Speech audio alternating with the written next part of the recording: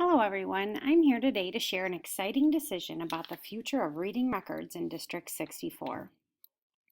As you may remember, a subcommittee of the English Language Arts Committee has been meeting over the past several years to review data and feedback in our ongoing pursuit of connecting authentic assessments with solid instruction. This team has reported out to the full ELA committee on our progress along the way. The journey really started about 8 years ago with the adoption of district-wide running records for the first time. But this is a closer look at the journey over the last 2 years. After many years of learning and tweaking the Harcourt running record system, the ELA committee gathered much feedback from teachers pointing toward a need to review the materials and processes used in our district. Thus, the idea of a comparative study was born. And finally, we are ready to share out our decisions with you today. As I said in step 1, taking feedback on our current running record system happened about 3 years ago with a survey of all staff. The most frequent comments that made our committee head in the direction of further review were errors in the materials, typos, misprints, differences between the print sheet and the physical book, and things like that. Although we attempted to update the crates annually and in real time electronically, each year brought more errors. Discrepancies in levels. Teachers noticed that a J on Harcourt did not always reflect real-world reading J, for example, or the C would be actually harder to read than the D. Also, weak comprehension across the board from early readers to level T and even some of the Jerry Johns passages. Teachers reported that comprehension questions were very weak. And finally, once students reached a level T, we moved to the Jerry Johns passages, which led to inconsistencies in student progress and a lack of common language.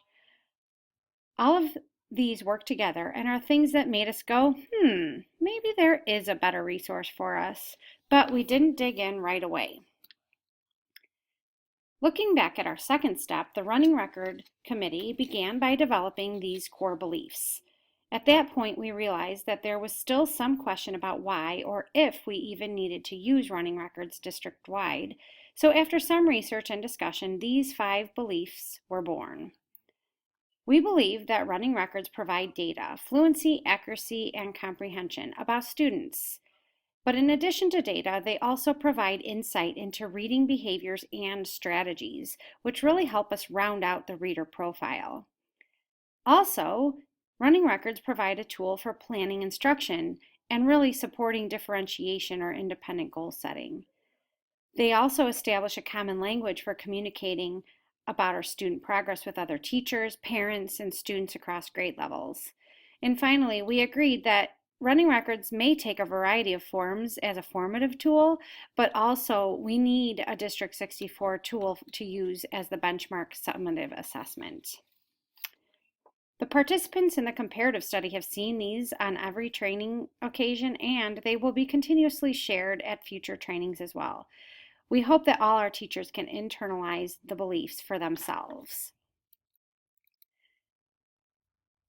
From the initial feedback and the core beliefs, the team developed a set after the team developed the set of core beliefs, this led to a comparative study for our team members. During the small study, each member used both the Harcourt running records and the Fountas and Pinnell reading records with 3 or more of their students. In step 4, we extended the comparative study to all K-5 reading teachers. Participants included a number of volunteers at all grade levels, as well as all literacy teachers in the district. After a year of collecting data and feedback from this extended team, the committee met to review the results of the study and come to consensus on our next steps. After our core beliefs were finalized and teams of participants in the comparative study were trained and provided feedback, the Running Records Subcommittee met in March of this year. We are proud to announce that in looking at all of the research, feedback, and results of our study, we reached a unanimous decision. District 64 should use the Fountas and Pinnell benchmark assessments with all K-5 students. We found that the materials are much higher quality. The comprehension conversations are much better and more authentic. The support for common language and implementation is available. and the data gathered is much better at informing instruction and goal setting with students. In short, the Fountas and Pinnell assessment best fits our core beliefs. Now, your stress level might have just peaked at the thought of another new thing, but don't worry, ours did too. So we came up with a transition plan to ease the implementation of the new system. Despite our unanimous support of Fountas and Pinnell as the right decision for our district, there were a number of factors that made us hesitate on jumping in for everyone right away.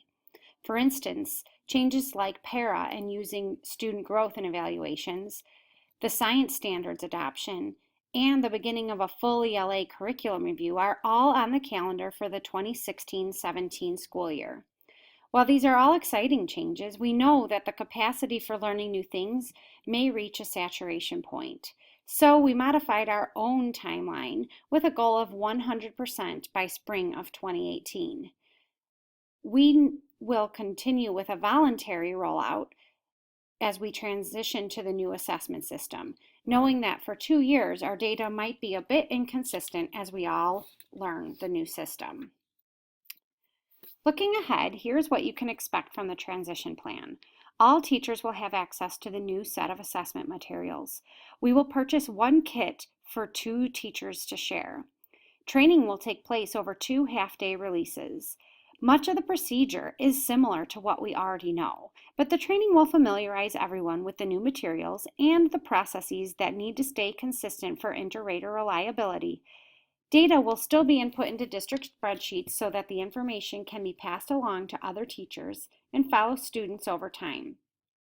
One change is the addition of 2 optional half-day subs for each teacher.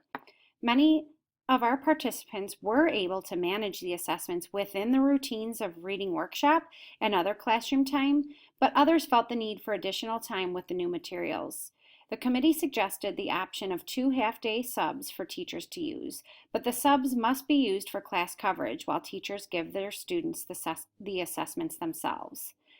While this might seem like a lot upon initial review, don't worry. You're not alone. We have already trained 50 teachers and counting. These people already have 1 year of experience or more and have troubleshooted through the procedures and materials.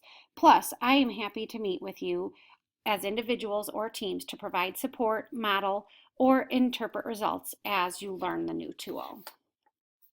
So, are you ready to join us? You're not just going to learn a new set of materials, but ask yourself, are you also ready to use running record data in a more informative way? Use a better running record tool, in this case the Fountas and Pinnell Assessment Kit, set individual goals for your students, or analyze multiple data sources with teammates? It's not just an assessment event. It's an opportunity to establish the use of these new materials as an instructional event that will make your work with students more meaningful and more powerful. Now is the moment to take time, reflect on the goals, and choose your path. Will you join us in the fall for Phase 1, next winter for Phase 2, or maybe the following year for Phases 3 or 4? You can make your selection by completing the form below. Thank you for your time this afternoon. And again, if you have any questions, comments, or suggestions, feel free to contact Megan Kiefer, Lori Lopez, or one of your ELA Reading Record representatives at any time.